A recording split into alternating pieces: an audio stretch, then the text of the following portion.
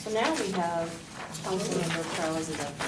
Yeah, so for those of you who read the D3 email, there'll be a little bit of a regurgitation, so I apologize. But that's kind of what we wanted to start off the email with this year was sort of a year in review.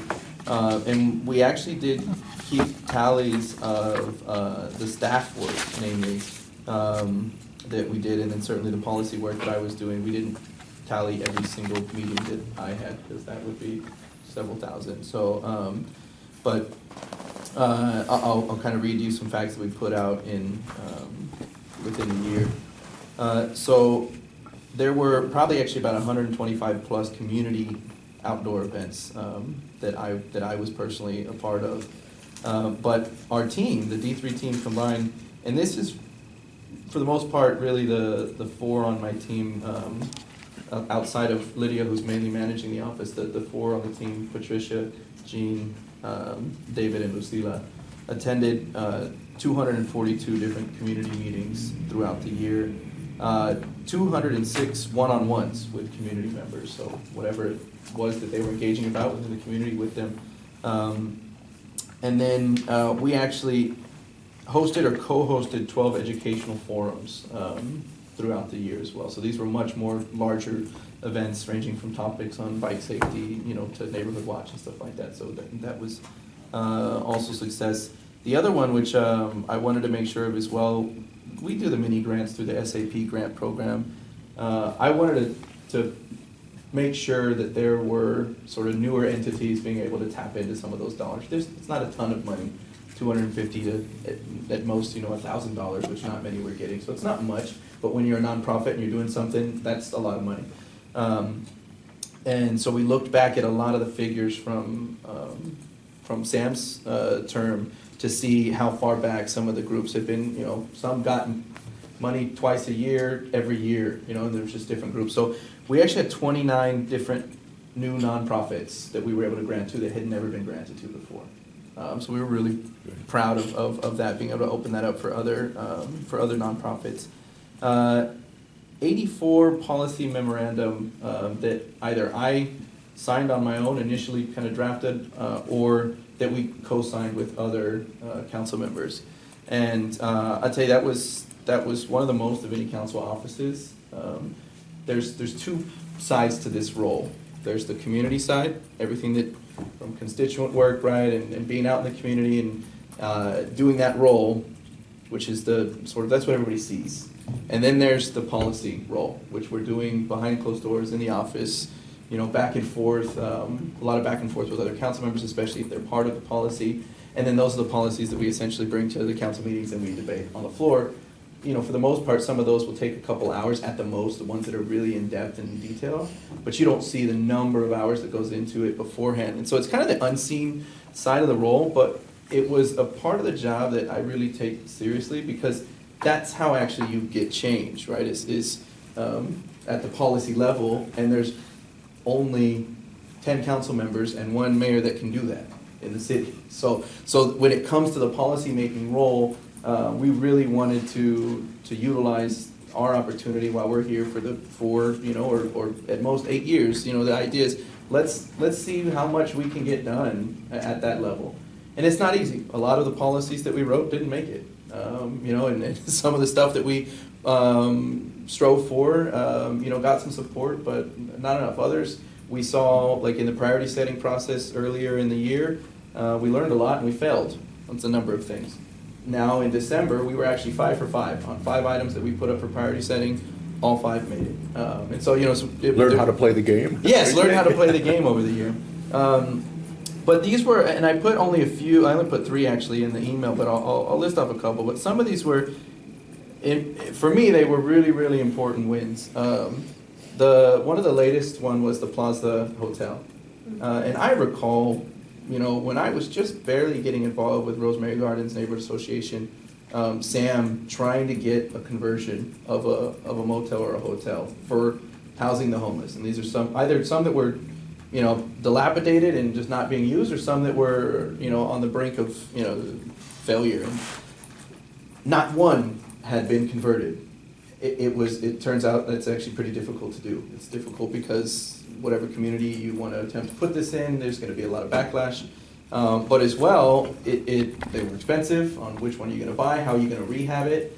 And so it was actually, this was a number of years essentially that began with Sam's work, and we sort of picked up on trying to get the Plaza Motel, and we were just able to sort of seal a deal with the successor agency to be able to purchase the Plaza Motel, and hopefully by summertime, that it's a little ambitious of a timeline, if not at least by the end of the year is what my hope will be.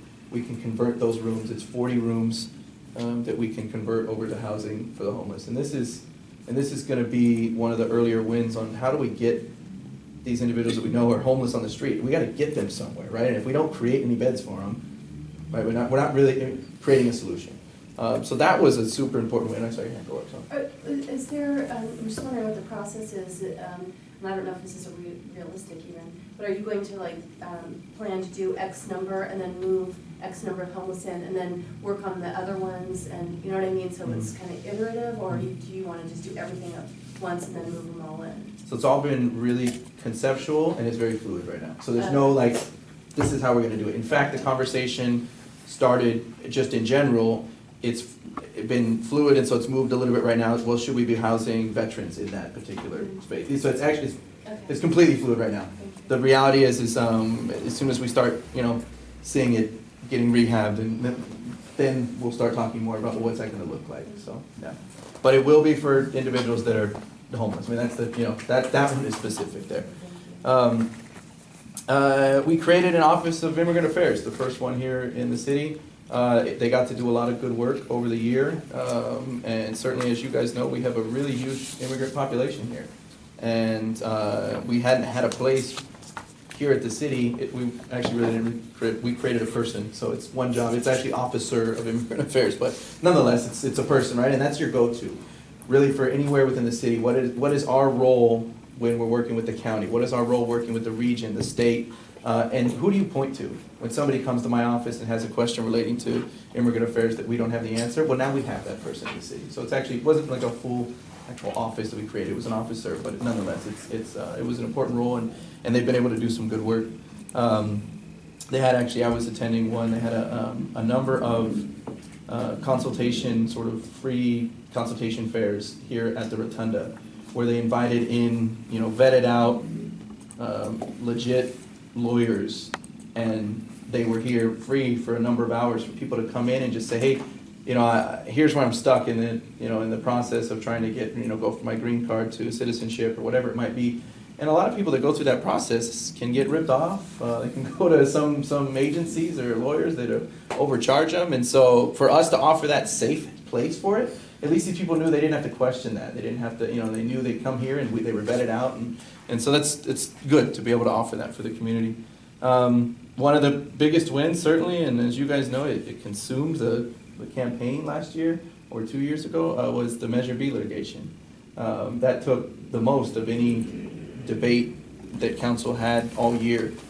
We didn't resolve that until the end of summer, and that was really just with the police department. It then took us up until December to resolve that with every other bargaining unit in the city.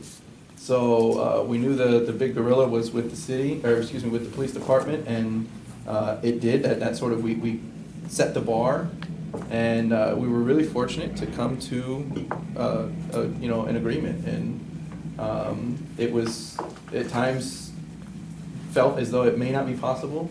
And as you guys know, that's been a battle in the courts, and it's been a battle within the city and its employees for now going on what was 4 years.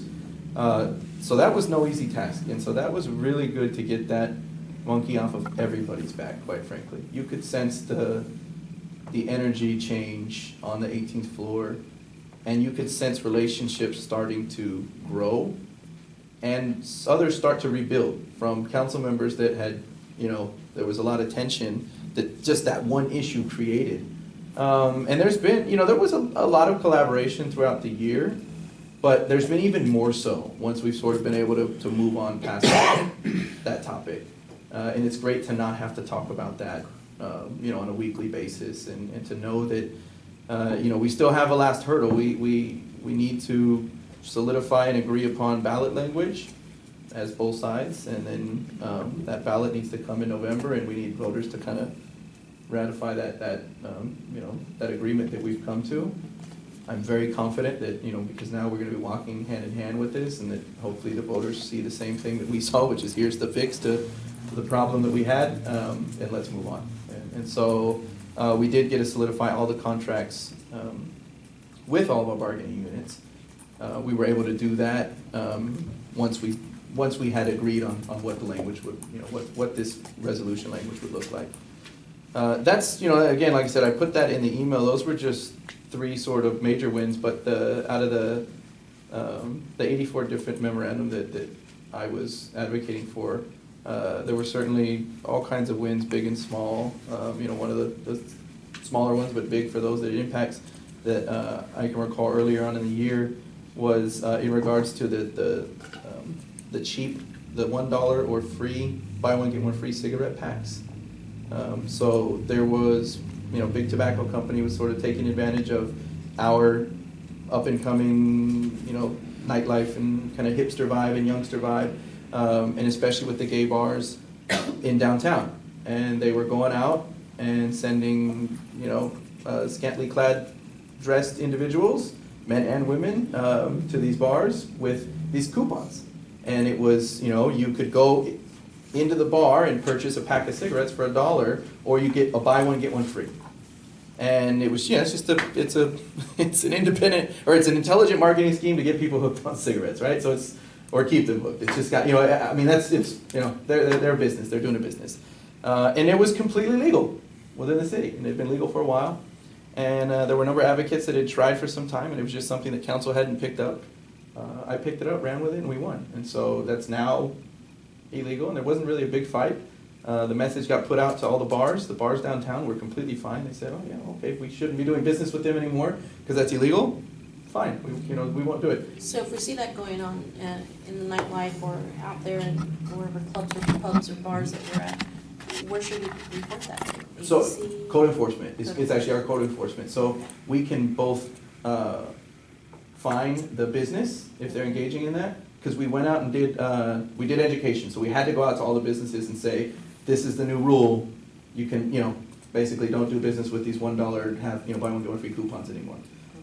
So we did that at first, and we also told the tobacco companies that were out there doing it. So if it's still happening, yeah, we can both fine the company, the tobacco company, and the facility that they're partnering up with. Yeah. So there was a number of different things that we tackled, as I said again, sort of big and small, but nonetheless, there's obviously, as you guys know, a ton more work to go. I went by really fast, I'll tell you that. And it's a good thing. It's a good sign, right? When you enjoy what you're doing, it goes by fast. There was a lot of work, and I think that helped it go by fast as well. But I have enjoyed this first year. I'm happy that District 3 is engaging in the participatory budgeting. The information coming back from some of the other council offices was not only that they didn't want to participate, but that they didn't feel that participatory budgeting had its place.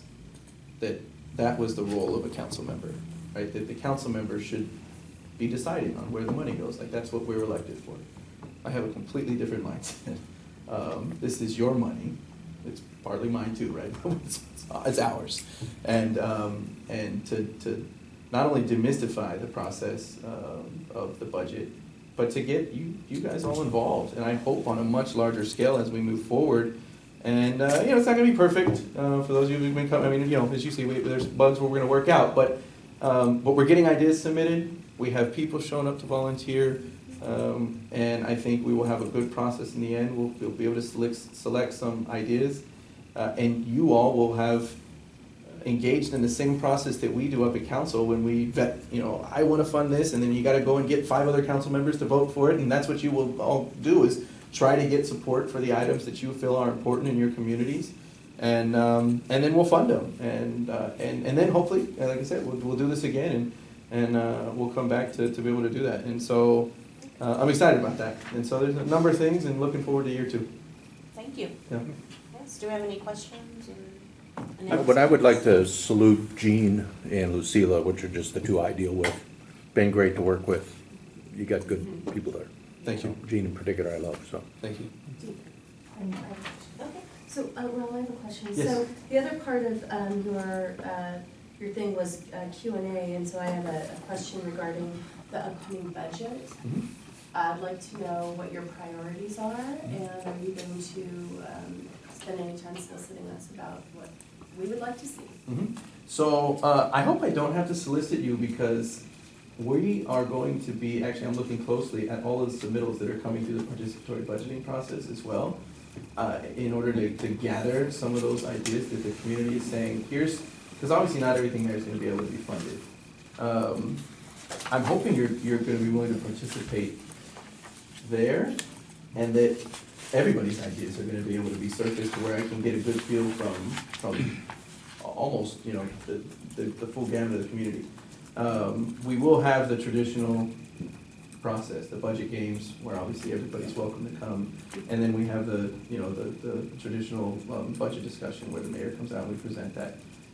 But those aren't really, where you submit a lot of ideas, right? There's actually hasn't been ever any process like this process of participatory budgeting where you can submit an idea.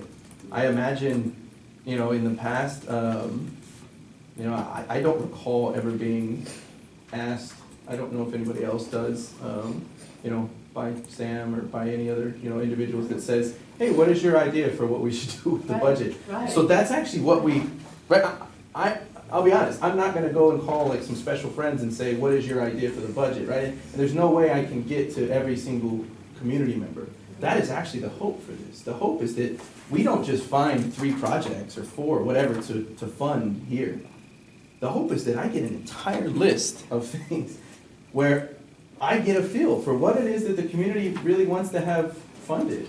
What are the important items for people in the community? So it's all, this is much more than just how do we use $100,000? This is how do I say what's important to fund, right, in the district? It's it's a community voice, and it's an ability for me to be able to engage with more of the community than I would be able to, I guess, on another basis. Some of the ideas, and this has come about through this participatory budgeting process. One of the things that we talked about was, could we do some sort of informal coffee chats, where you sit down and you talk about these things, and you also maybe write some of your ideas down, but where you're discussing your priorities around the budget.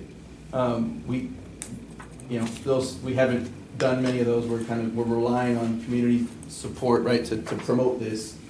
Because again, there's only 5 of us in the office, right, to be able to do that. But that idea is there in my mind in regards to, could we do that next year? Could we do that better in order to really get some better feedback from the community on what it is that you would like to see funded?